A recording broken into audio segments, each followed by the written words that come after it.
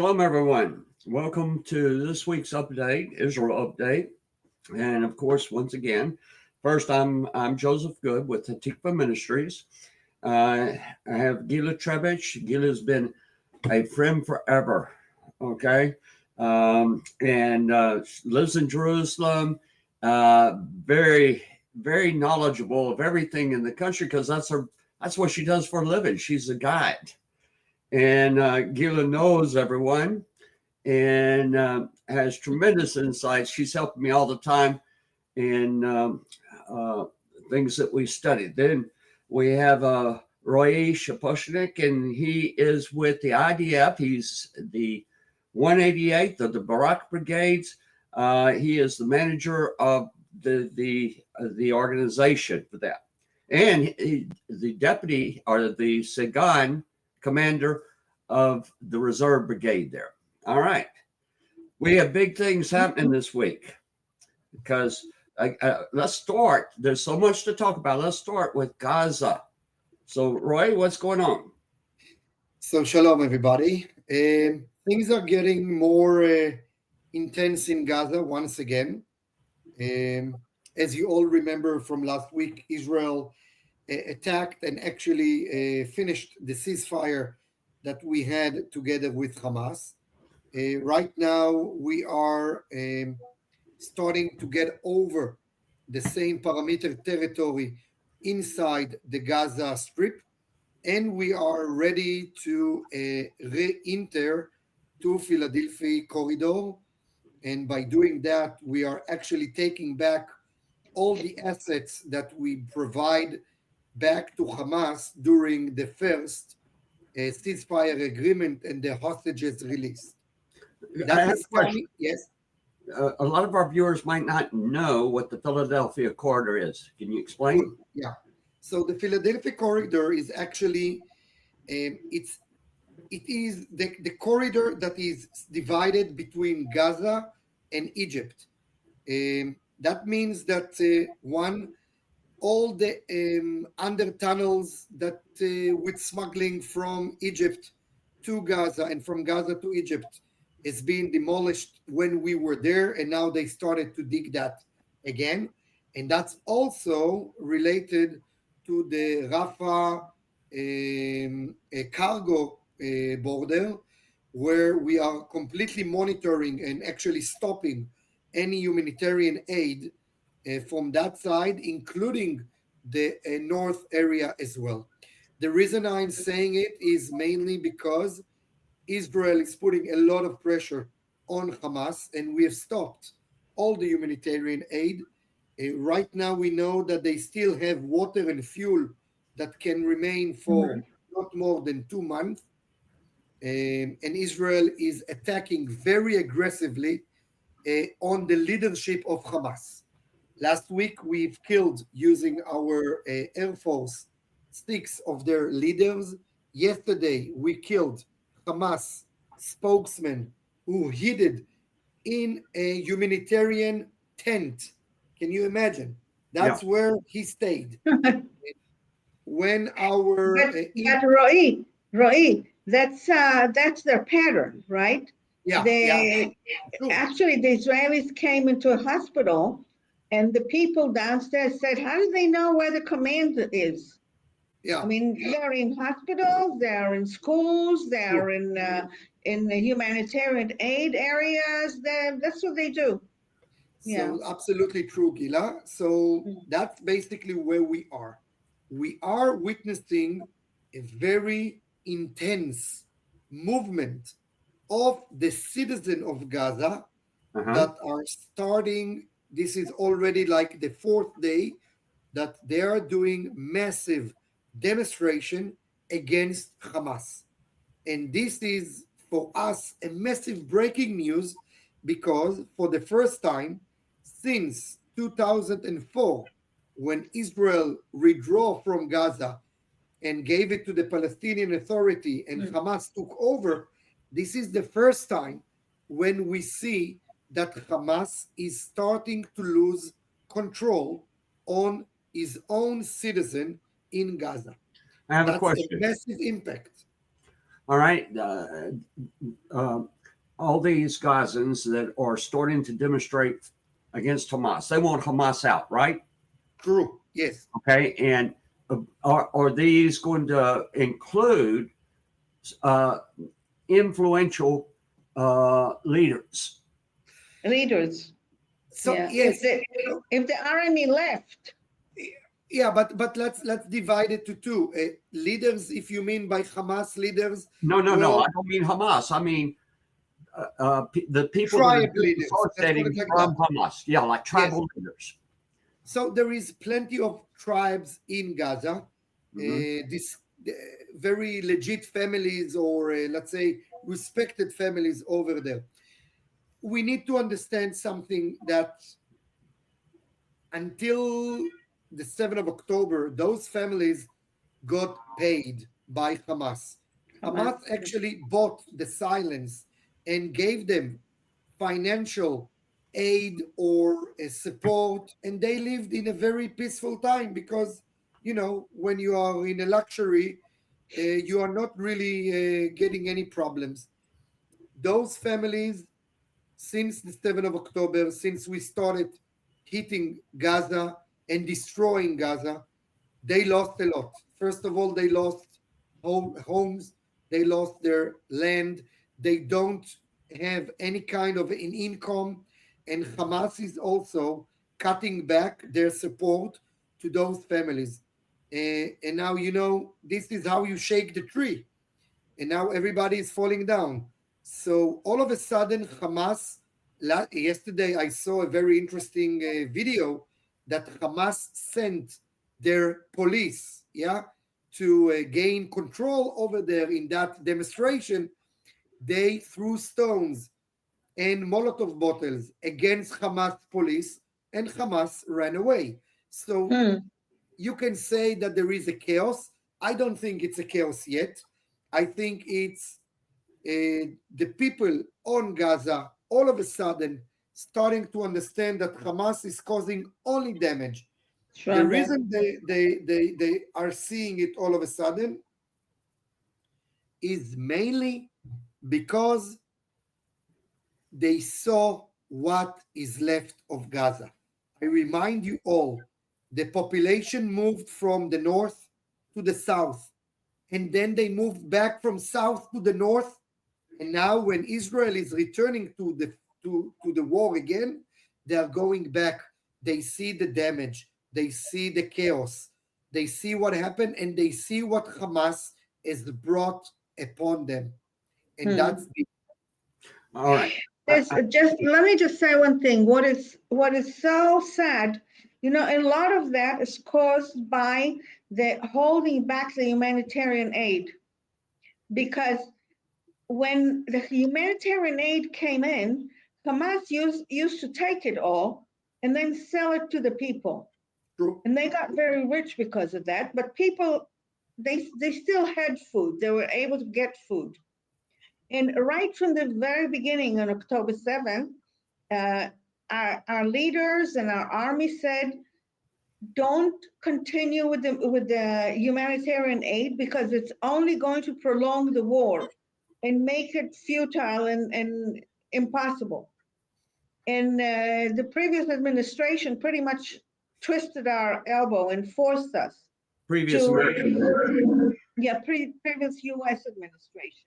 Mm-hmm. With big pressure from the UN also, forced us to supply the humanitarian aid. Now, President Trump allows us to do pretty much what we need to do. True. And that's completely changing the picture. Gila is 100% right. Guys, we see the difference between the two administrations. I mean, we see the free hand that we have to actually work in Gaza. And by the way, our Minister of Defense said it to the Palestinians in Gaza loud and clear. Every time or every moment you are not releasing the hostages, we are taking 1 more meter of your land. Now, Joe, if there is one thing that the Gaza Arabs people are really care about, is not about their own people life. It's about land and territory, Especially the Hamas cares about especially that. the Hamas. Yes, Yeah. true. Okay.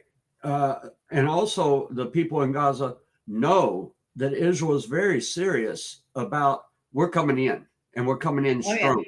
Oh, Oh, yeah. yes, yes, yes. So, look, the IDF is literally on the border. There Yes. is a massive movement of units, armored vehicle, tanks, soldiers, artillery. This is something that you cannot hide, and they see it. It's there.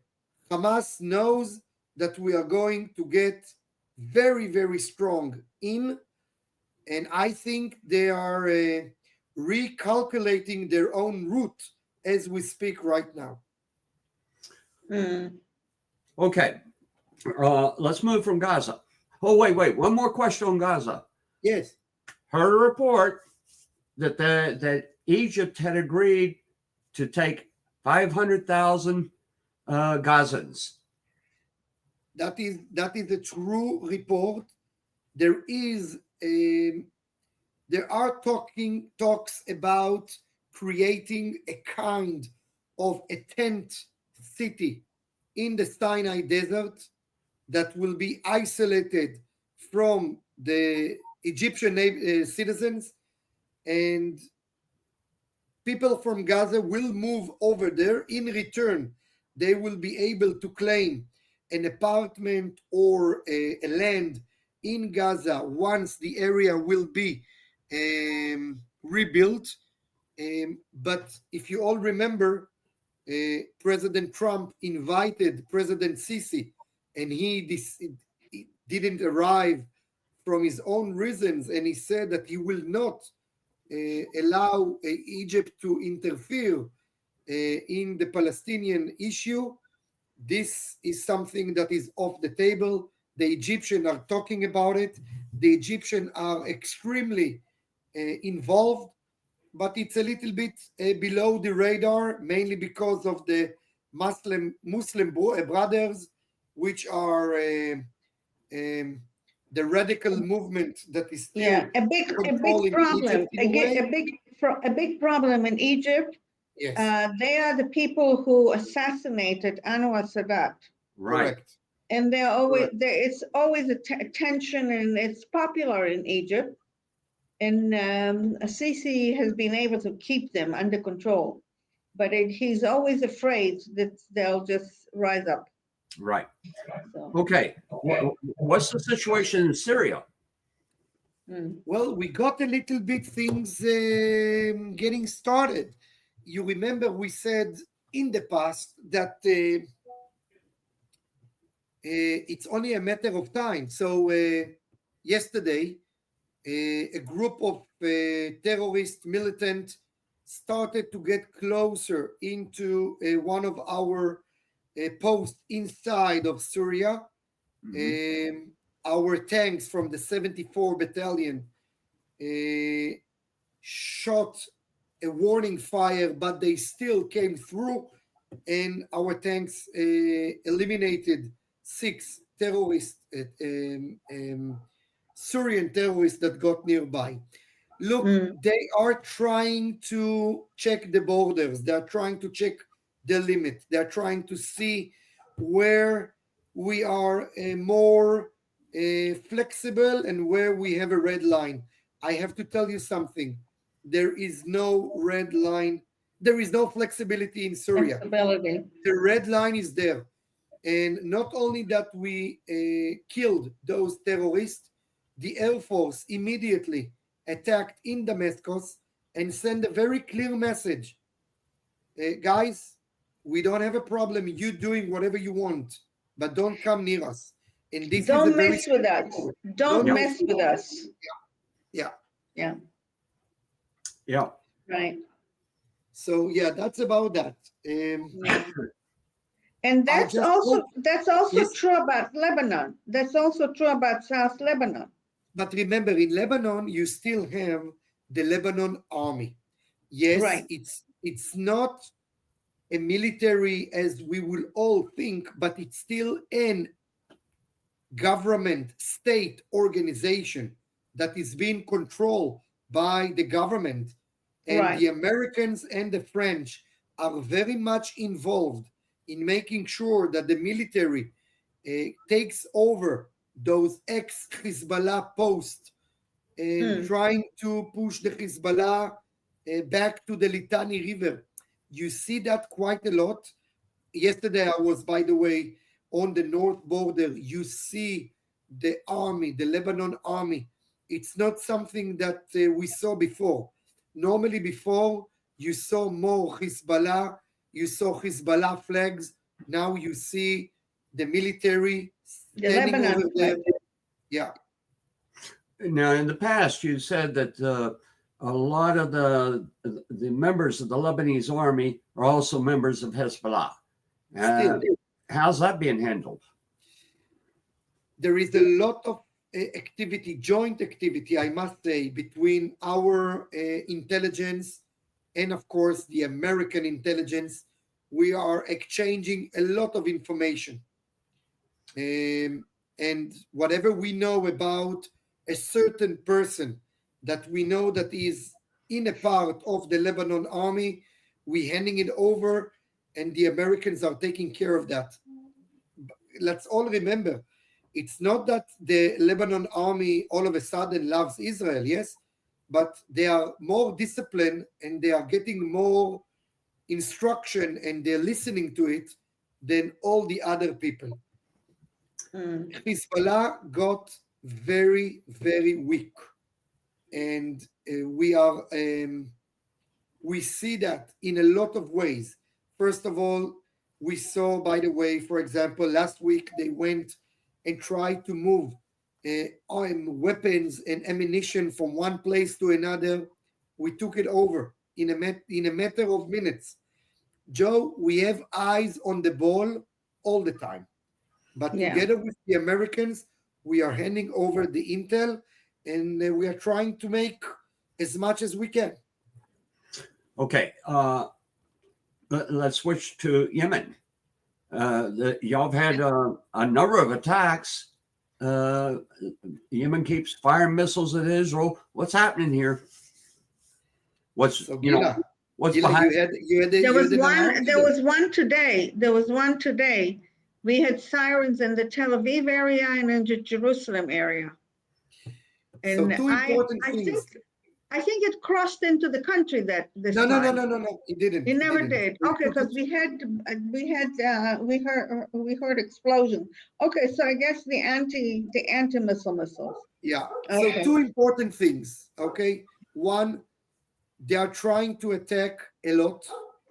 We are witnessing a very weak spot on the quality of their missiles. Two of their 4 recent attacks, the missile broke down while it was on the air. Okay. This is a sign that they are getting weak with the support that they're getting from Iran and with the quality of their missiles. Having said all of that, it is still a threat. The Americans are attacking heavily in Yemen, and they are doing an amazing job. The American administration has asked Israel to stay out of it. We are not doing anything over there, and we see a massive reorganization of the Americans around Iran and Yemen with heavy bombers, aircraft ships, carriers, and so many military that is being deployed in the Gulf area. I reckon that we are going to be witness to an American attack very soon on Yemen, on Iran, because I think it was President Trump who said, I think last week, that Iran needs to pay for what the Yemens are doing. And I don't want to mess with Trump. Nobody wants to mess with Trump. And there's a terrible cost to what the Yemenites are doing, because Sure, they're interrupting international shipping business completely, True. because True. that's the entrance to the Persian Gulf or the Arabian Gulf, however you call it, and it's the access to the Suez Canal.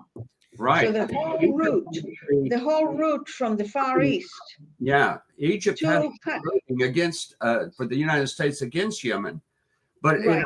also has to be having an effect like on Lebanon.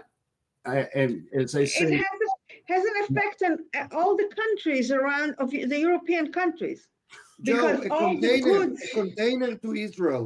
I'll give you a Yeah, quick example. A container to Israel coming from China, okay, normally took 30 days by sea, and yes, it cost us $6,000 or $7,000. The same container right now takes 3 months, and it costs double. yeah, yeah. right. Because they have to go around Africa, around the Cape of the Good Hope, through Gibraltar, and then come Correct. into. But so everybody, Italy, all the countries are suffering. Yeah. Right. Now, when I mentioned that, like Lebanon, that it affecting Lebanon, I actually wasn't talking about the shipping and the all of that. What I'm Oh. talking about is the Biden administration wanting to negotiate everything without really negotiating. They concede. Right. Whereas Right. what Trump is doing is he said, I'm going to attack you, and he attacks, and there's serious attack. And they have to see the buildup. And so Right. that in itself is an aid to Israel, because first, you know that these problems that have to be dealt with, the Right. snake has to have its head cut off. Right. You Right. either seriously come to peace, or the judgment's going to happen. Right. You know, the Right. Right. hammer Right. will fall. Yeah. It's I think the world right now is actually seeing that there is no more chit chat. That's it. Finished. Yeah. There's a new sheriff in town. Yeah. Yeah, that's for sure. Yeah, that's pretty much what's happening. The only thing is, you know, my personal concern is, look, the Iranian, and I'm giving them as an example, the Iranian are very much trying to get involved inside of Israel, specifically with the Israeli Arabs that we have over here. Right. We have caught a couple of spies that they've been active and pay them to create a kind of propaganda against Israel. Some of them, by the way, are Russian Jewish. Okay, so it's even more than that. The only thing that is still in my personal concern is that, you know, we always need to be afraid of the unknown, and I don't know what they still have inside of us. So we are trying to get very much on high alert with it. A lot of people are still worried. We are waiting to see what will happen. We know we are entering now the Passover holidays. There is a lot of intel about suicide bombs and those kind of things, even though it's the Ramadan for the Muslims. Those are things that we worry about. Right. Yeah. It's always a time with Pesach coming, with Passover coming. It's always a time that there'll be big gatherings in hotels for the meals. That's been a target, I know, in the past. Oh yeah. Oh yeah. Yeah. Well, it's one such major bomb in Netanya, in the Park Hotel, right. is what started the big operation, defense Ramat wall, Magen. in Judea and Samaria. I remember this day like it was yesterday. One of the most terrifying days of my life.